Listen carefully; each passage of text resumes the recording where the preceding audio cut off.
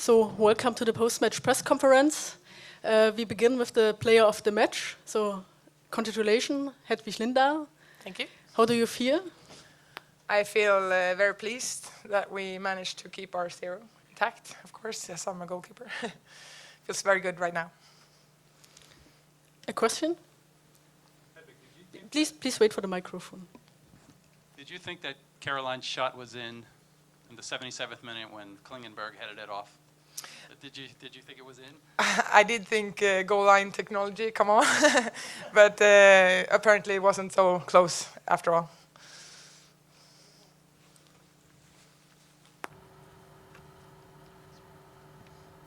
What in your mind was the most dangerous save you had to make in this game? I think maybe the header from Abby was a good chance, but in the end, just coming out to clear the box, like when Alex Morgan came to charge me, that one was quite hard to do. So maybe that one. And the last question? So what happened to you today? If you compare it to a Nigeria game and Sweden today, it's two different teams. How can you understand that? Well, we used different tactics. We played much deeper, and when we did that, we were very close together, and then we played very good defense. And then we got more time on the ball when we played attacking game as well. So it felt better in both directions. So thank you very much. If you want to stay, you can stay. But be kind. And welcome Pia Sundhage, the head coach of the Swedish team.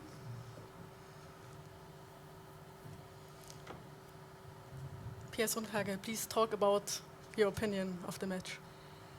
I think it was very exciting. Sitting on the stands, I think people liked the game. It was a tie game, and after this 90 minutes, we gained some confidence and enjoy the night. Thank you. Pia, did you have a problem with the apparent elbow handball on the Rue in the first half? Have you seen the replay? Did you think it was a penalty? I have no clue. We do have a referee, and she's supposed to make the right call. So I haven't seen anything. So it is what it is.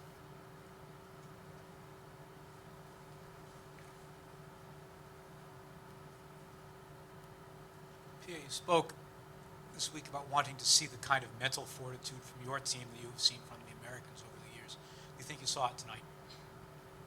Yes, a little bit of it. Yes, I do.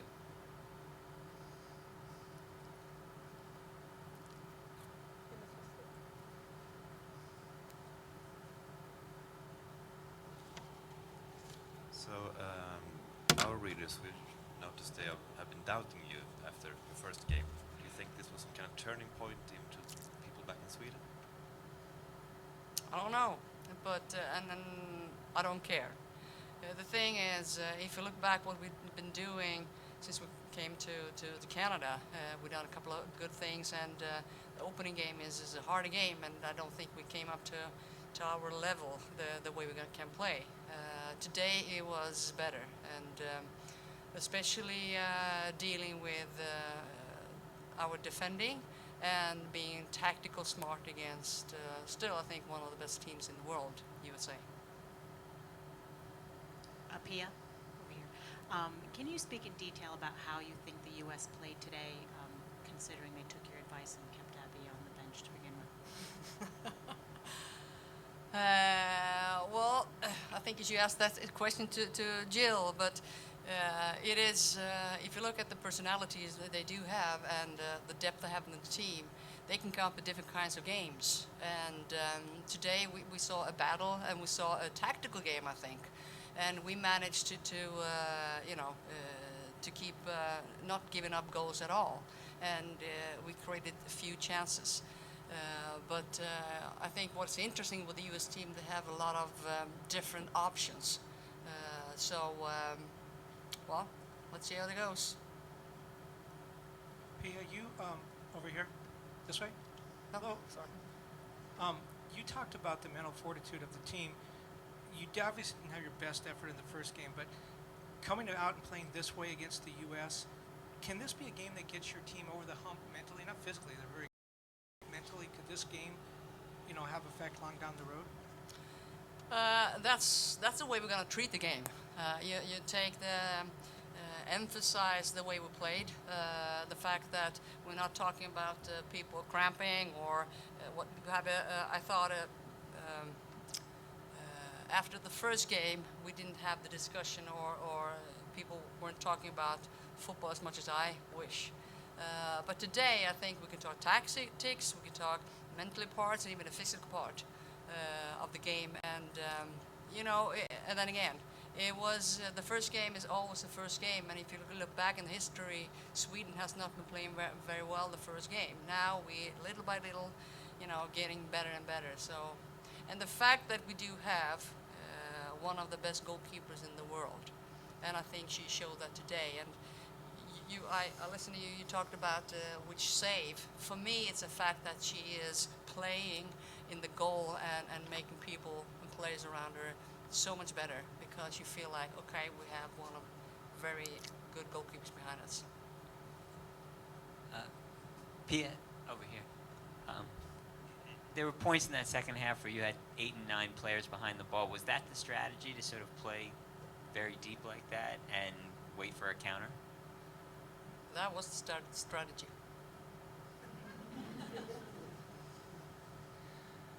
Pia, to you, and also Hedvig, you may both wish to comment on this one.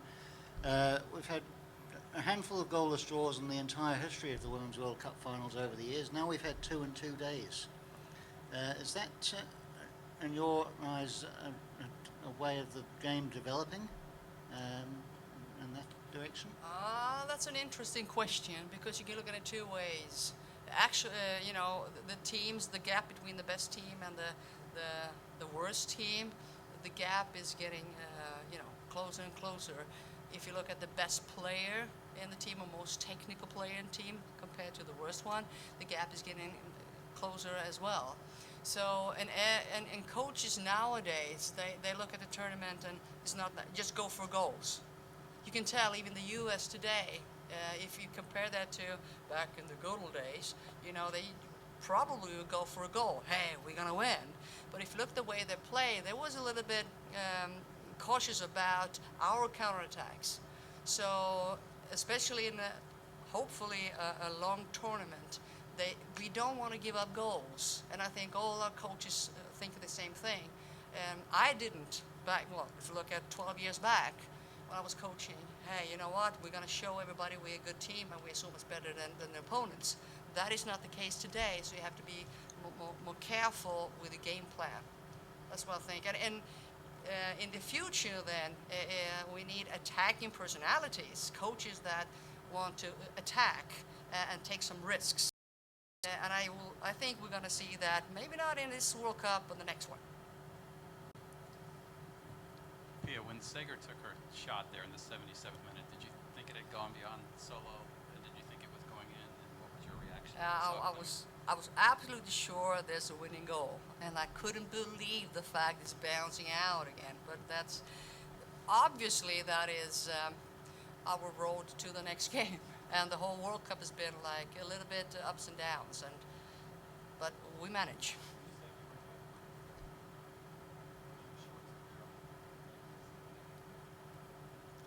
Well, the other day I gave credit to our league in Sweden, Allsvenskan. I could do it again because Klingenberg, she went to Sweden and played a couple of games and coming back to the States, and I think she's a better player today than she was when she left Sweden. If you looked at the teams today, they were mainly players that already played the last World Cup, very experienced players.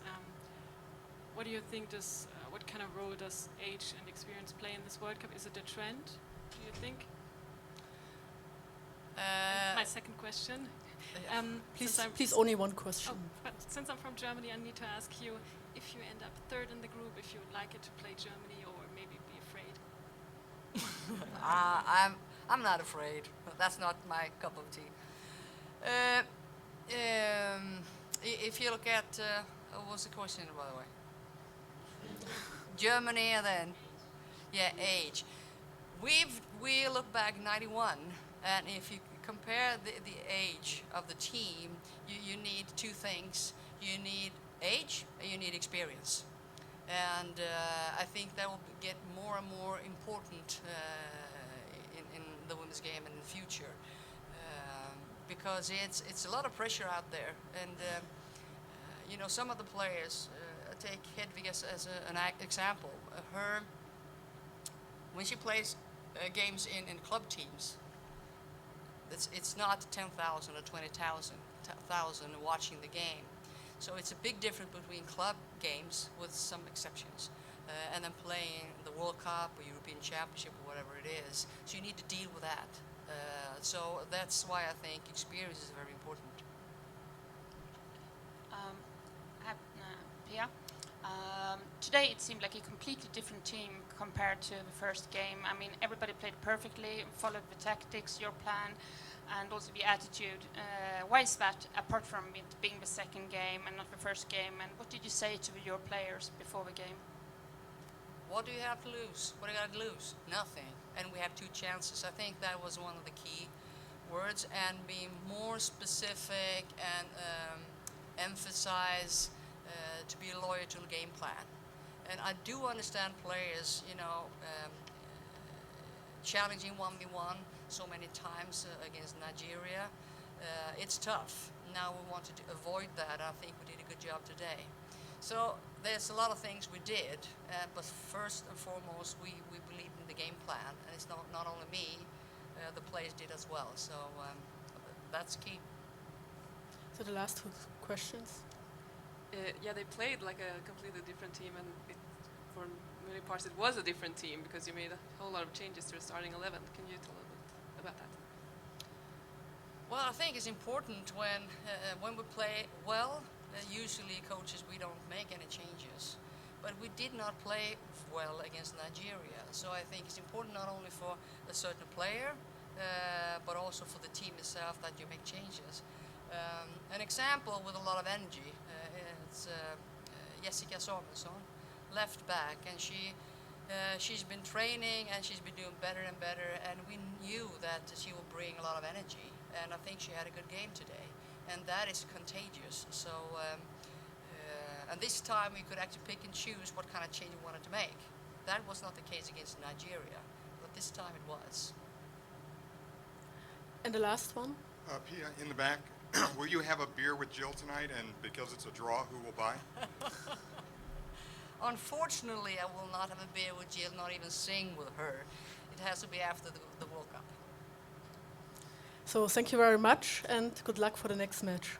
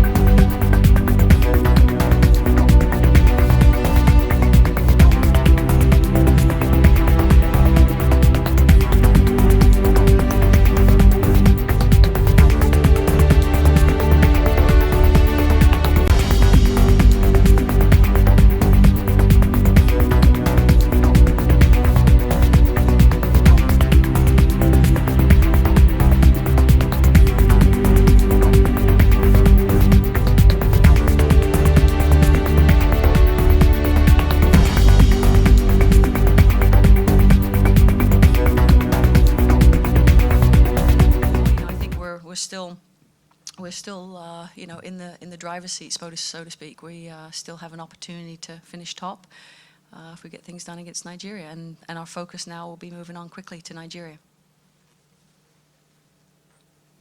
Joe, what were your thoughts when you saw Megan go up and stop the shot on the goal line? Brilliant. Believe it or not, we've actually practiced that. I mean, all 5'1" of her, you gotta work on that occasionally. But it was brilliant timing. I think obviously a huge defensive play. You mentioned being in the driver's seat. I can't help but think that if she doesn't make that play, you're a backseat driver at this point. So that was a lot bigger than maybe it had looked at the time with 20 minutes left. Sure. I think you framed that question for yourself, so I'll just listen to you.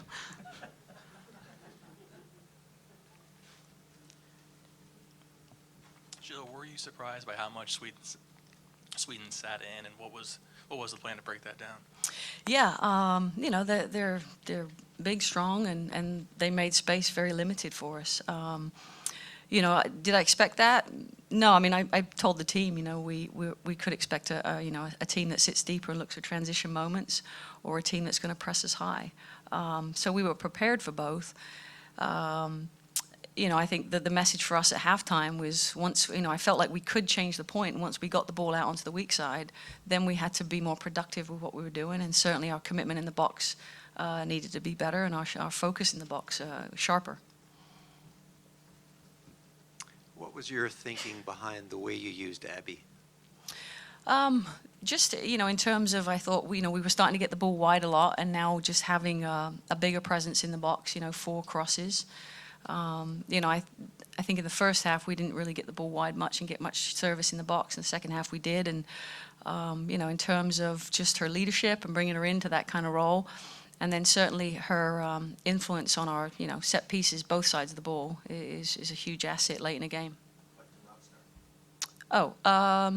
Yeah, I mean, I felt like we needed some pace up top and mobility, and Abby's comfortable and confident in any role, whether she's starting or coming off the bench. Yeah, Nigeria lost. Right side. Yeah, I'm here. Nigeria lost to Australia today, and you'll be playing Nigeria on Tuesday. What's your expectation? My expectation? I think it'll be a great game. I think a very spirited team. Got some really good players, and again, I've said this time and time again, I think this is the most athletic group. All teams in this group have tremendous pace up top, so I think it'll be a really good match for us. Jill, defensively, another play from Becky tracking back, much like last game. Just her and Julie specifically, do you feel like they really bottled up Sweden in the attack? I mean, that's a big game for especially for Julie, to face that. I mean, she's still, a young player. But I thought their relationship and partnership was good. They made physical commitments. I thought they read the game very well. JJ is a tremendous asset on defensive set pieces as well. But yeah, I mean, I said to both of them after the game, I thought they did very, very well, and I said this is going to pay dividends for us because we need that. A lot of teams aren't getting tested as much, but we're getting tested, and it's good for us. It's good for our younger players to be in that experience. It was good for Morgan Bryan to start a game today in the World Cup. Those are things that you hope will pay off later on. Jill, how do you over here? Sorry. Hi. How do you feel about Sydney and Kristen up front in the first, 55 minutes or hour that they played together? Yeah, I mean, I don't think it was as efficient as I needed it to be. I felt that but again, I thought Sweden, gave less space than they had in the previous game in behind. I felt that we could have used, I think Kristen came back for the ball quite a few times, and, we've just, we talked about just in the second half getting numbers around our forwards so they could play off them a little bit. But, in terms of quality looks and quality chances, yeah, I mean, we I think we could have been better and more productive out of the two of them. Yeah, your side had a great game today. Going up against Nigeria in the final group game, don't you feel any heat, knowing you're going to play a physical side in Nigeria, and having understand that's where you're in the driving seat, you may have yourself possibly in the back seat if you don't get the necessary result against Nigeria? Yeah, I mean, we're, I think, as I said, all teams in this group are physical. I think we're a physical team. We've got good athletes, and I think it's going to be a very good match. Not taking anything for granted. From the very first game in this group, it's not labeled the group of death for no reason, right? So I think every team in here is quality, and we have to give our very best to play these teams. Jill, over here. You talked about how Sweden kind of facing behind. What would you have liked to have seen out of your midfield to maybe counteract that a little bit more and kind of take advantage of that? Yeah, I mean, more patience, not forcing the ball central. Against a transition team, you just can't afford, when you get in your big attacking shape, to turn the ball over central. So I think at times we needed to be more patient. I think we needed to look, not to get too high too early, so our midfielders could change the point for us. I thought both Carly and Cheney got better at that, certainly in the second half. But just continuing to advise them to look for width. And then again, when teams are dropping to, 3 central at times, just that speed of play and being able to release a ball quickly, find outlets. Okay, the last 2 questions. Hi, you said that Sydney and Kristen could have been more productive Mhm. tonight, obviously. Does that mean that you'll stick with them at this point in the tournament, or so early on do you just kind of try to find the right combination, like by Yeah, I mean, moving I think people around?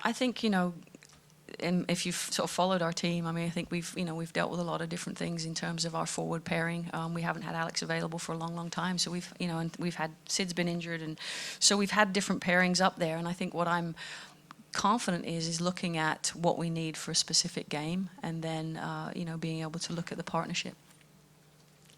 The last one. Jill, for Julie to play not only that well, but that cleanly in defense, how impressed were you? Very impressed. I mean, for a young player, she shows a lot of poise. She's tough. I mean, her timing is excellent. Her timing on going to ground and winning balls, and her timing in the air is very, very good. So for a young player, she showed a lot of maturity already. So thank you very much, Jill Thank you. Ellis. Good flight and good luck for the Thank next you. match. Yeah.